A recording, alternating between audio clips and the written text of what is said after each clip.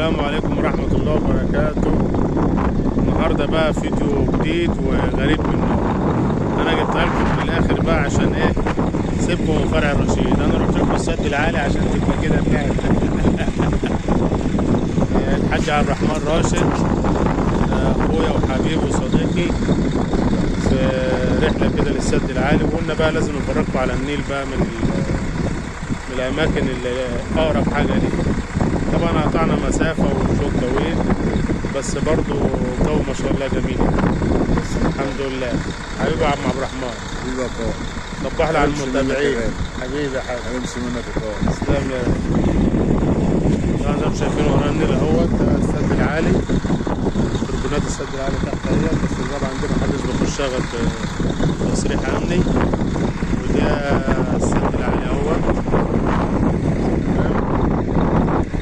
قلت بقى النهارده افرجكم الاسبوع ده ان شاء الله في اسوان، افرجكم بقى على كل المعالم السياحيه بس طبعا احنا جايين متاخر، فهنا طبعا كل البازارات بتقفل الساعه 4. فبكره ان شاء الله اصور لكم بقى معبد فيلة وسنبل وحتشبسوت.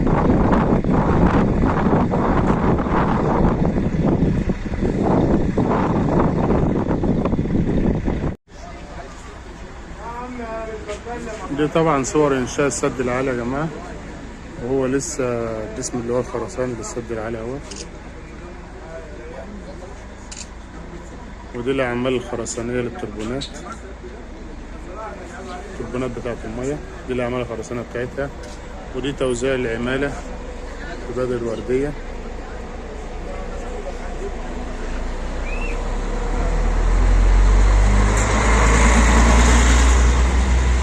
دي استكمال تكوين جسم السد بقى، مواد الخرسانية.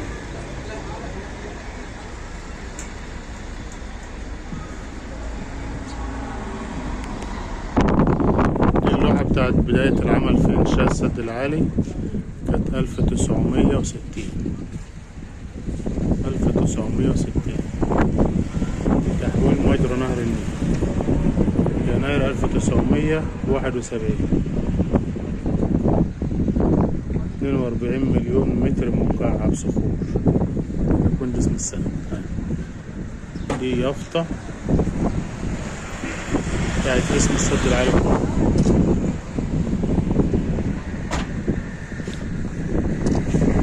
بصوا يا جماعة، دي البيانات بتاعتها. حجم السد العالي يعادل حجم حجم الهرم الأكبر 17 مرة. مشروع السد العالي هو تحدي الإنسان المصري للطبيعة. بجد يا جماعة، يعني الموضوع ده كانت لسه بقى مفيش معدات بالكفاءة اللي احنا موجودين فيها الأيام دي، بس برضو الناس قدرت تعمل أي حاجة. المصريين قدروا يعملوا حاجة للتاريخ، سطر بقى التاريخ للناس القدماء.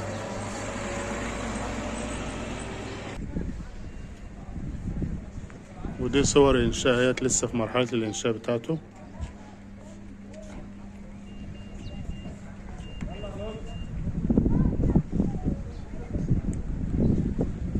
ده إنشاء جسم الخرساني أهو. كل ده في إنشاء خرساني. ودي العمالة والناس اللي كانت موجودة تشتغل.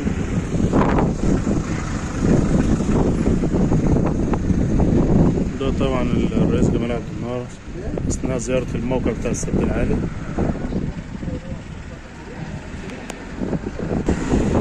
منظر يا جماعة من هنا، يعني الواحد مش قادر اوصف لكم الجمال وراحة نفسية. النيل بقى، ده النيل مباشر. دي بحيرة ناصر زي ما قلت لكم. ده جسم السد الخرساني من بره. لسه هنروح تاني بقى عند النصر، عند المعبد اللي هناك ده. اروح لكم هناك، وعند الرمز بتاع السد العالي.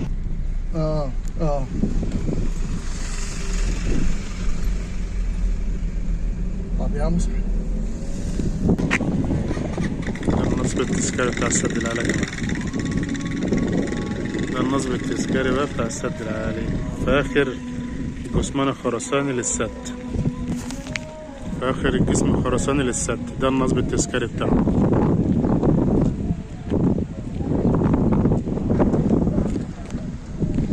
دخلت لكم جوه اهو. بص النصب التذكاري اهو بتاع السد العالي. حاجة عظمة يا جماعة، والله والله عظمة. المنظر عامل ازاي. ده المدخل طبعا بتاعه.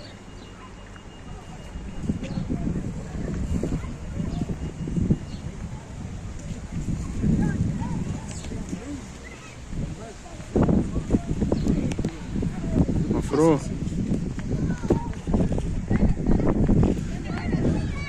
حوض نهر النيل اهو. ده كله حوض نهر النيل يا عم عبده. ده حوض نهر النيل، كل دول حوض نهر النيل دي. الله على الجمال، الله على الجمال.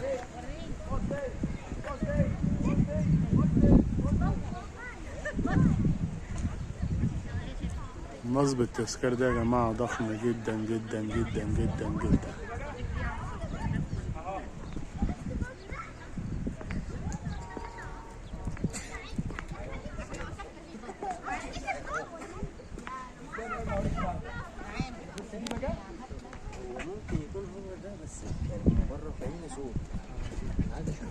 سنسر اطلع اطلع يا ريس، مصر مش هتنسى لك الجميل.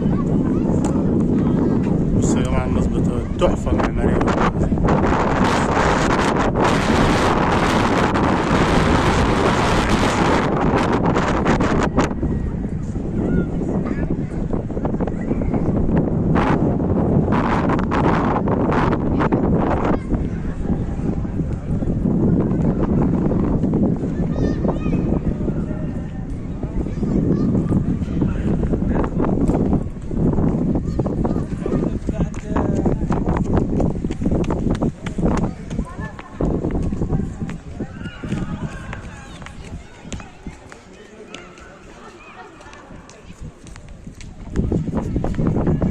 بص الزاوية دي بقى لما اشوف النيل من الزاوية دي.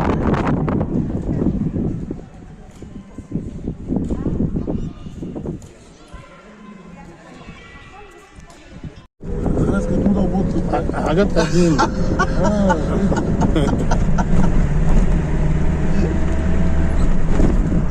ده من ضمن اسم السد احمد.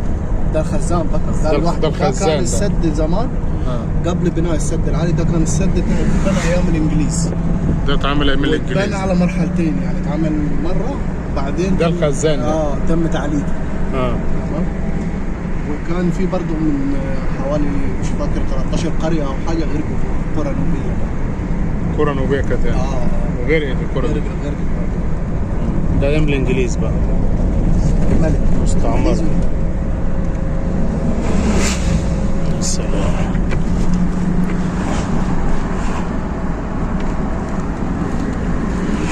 هي المنطقة بقى اللي بين السد وبين الخزان. الحتة دي. ايوه. والبيوت الناس برضو دي عايشة عليها اللي هو. لا على فكرة استنى هنشوف. ده انت بتقول لي جزيرة هيسا؟ في جزيرة هيسا وفي جزيرة عواد وفي كم جزيرة ثانية، في جزيرة فيا الفلبين، جزيرة فيا قصدي. تمام. كان في جزيرة ثانية. ده هنا لما نشوف فيلا احنا ومعديين اهو، شايف فيلا ابتدى يظهر. ده المعبد ده. ده اللي احنا بصينا من الناحية على التانية. يمينك. لا ده غيره. غيره ده. ده ده معبد فيلا. ثاني معبد كلبشة. كلبشة. ده فيلا. منطقة حلوة مصر. منطقة حلوة صور وخيال. ده احنا عنينا حاجة. والله العظيم الكاميرا عندي بيها. والله ده احنا. مش عارف الكاميرا عايز ظبط ولا هي كده ولا نظامها ايه؟ ولا التلفزيون تعبان زي الصحاب ولا ايه بالظبط؟ والكوبري ده اللي هيعدي بقى رايح فين الكوبري ده؟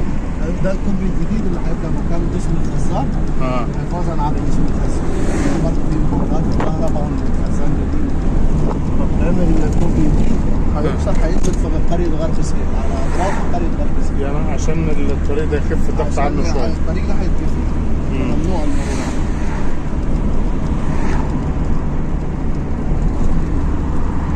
انت بتصور مش هينفع اقول كلام غير كده على لا قول يا حاج. قول الكبار، ما كله عارف ان ما عادش ورانا الا الكبار. الله المنظر.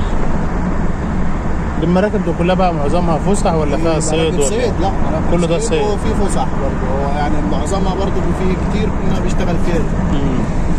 بيشتغل فيها هنا في معبد فيلا. وبرضه الجزر، برضه الجزر بتبقى المراكب بتاعتها. ده معبد فيلا يا جماعة في وسط النيل.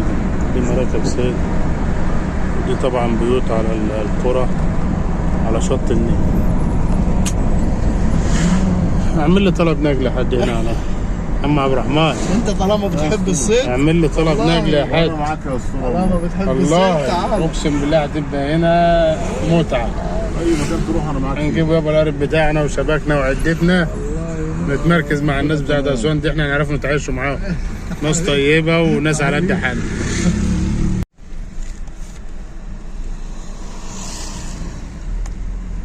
خش يا حاج. لا خش.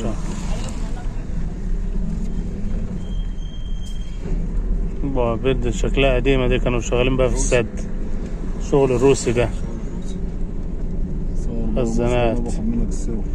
لو ماله يا حاج عينين، خش على اليوتيوب هتلاقيه على طول. لا ابعتهم لي بقى. بهزر.